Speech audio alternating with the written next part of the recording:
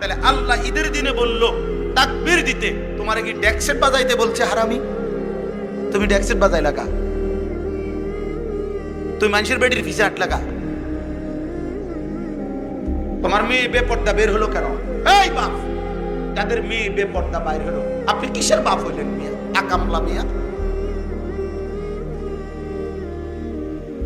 কিসের বাপ হইলেন আপনি মিয়া? যার স্ত্রী বেপর্দা, তুমি বেটা কিসের স্বামী বেটা? তুমি অপদার্থ, আত্মমর্যাদা নাই বেটা তোর, বেটা গায়রত নাই বেটা তোর বেডিরে। সারা মহল্লার মানুষ দেখে বেটা, সব বখাটে দুশ্চরিত্র যুবক বেটা, টিটকারি মারে, ইটকারি মারে, তুই বেটা বে করে থাও বেটা। আহাম, এ তো বেগায়রত, আত্মসম্মানহীন মানুষ।